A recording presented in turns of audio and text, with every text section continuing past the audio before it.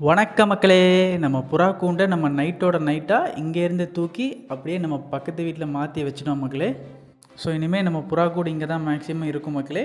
So 2 கூடு கேட்டுமே பக்கத்துல இருக்கிறதுனால 2 புறாங்களையுமே நமக்கு ஃபுட்டு போடுறது, வெளிய வச்சு போடுறது கொஞ்சம் ஈஸியா இருக்கும். ஸோ வெயிட் பண்ணி பார்க்கலாம். நேத்தைக்கு நைட்டு புறாவெல்லாம் உள்ள வச்சு தான் மக்களே அப்படி கூட்டோட தான் தூக்குனோம். பட் இப்போ வந்து நம்ம உள்ள இருக்கிற பாக்ஸ் பெட்டியெல்லாம் கிளியர் பண்ணியிருக்கோம். ஏன்னா கூடு க்ளீன் பண்ணியே ஒரு 2-3 மந்த்ஸ் ஆச்சு.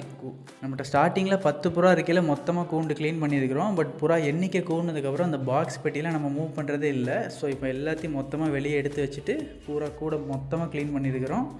ஸோ இது க்ளீன் பண்ணுறதுக்கு முன்னாடி எடுத்தது மக்களே. ஸோ இந்த டைமில் நம்ம புறாவெலாம் என்ன பண்ணோன்னா அந்த பாக்ஸ்க்குள்ளேயே வச்சு அதோட பாக்ஸில் வச்சு அப்படியே தூக்கி இந்த ரூமுக்குள்ளே வச்சுருந்தோம். ஸோ எந்த புறாவும் வெளியே வரல, அப்படியே வச்ச மாதிரி இருந்துச்சு மக்களே. ஸோ இந்த ரூம் நமக்கு கிடச்சது கொஞ்சம் லக்கு தான். அப்படி இல்லைன்னா இப்போதைக்கு நம்மளால் அதை மாற்றிருக்க முடியாது. ஸோ புறாலாம் கொஞ்சம் ரிஸ்கில் தான் இருந்திருக்கிறோம். ஸோ ரூம் இருந்தனால கொஞ்சம் சேஃபாக இருந்துச்சு. ஸோ எந்தெந்த அரங்கில் எந்தெந்த புறா இருந்துச்சோ அந்த அரங்குக்குள்ளேயே வச்சு தான் தூக்கி நம்ம மூவ் பண்ணோம். புறா எதுவும் பறக்கவும் ட்ரை பண்ணலை. ஸோ நைட்டுங்கிறனால லைட்டு வேறு இருக்காது இந்த இடத்துல. ஸோ அதனால் அது அப்படியே இருந்துச்சு மக்களே.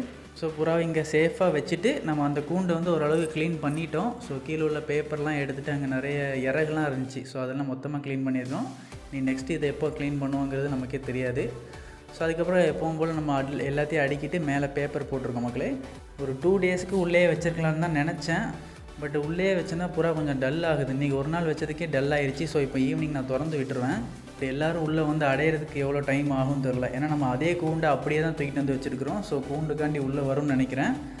இப்போ பாருங்கள், நமக்கு முன்னானத்து வரைக்கும் நல்ல வெயில் மண்டையை பொழந்துச்சு. பட் நம்ம இன்றைக்கி கூண்டு மாற்றி வச்சோம். நேற்று நைட்டு மாற்றி வச்சோம். செம்ம காற்று நம்ம ஊரில். அதே மாதிரி மழையும் வந்துருச்சு மக்களே.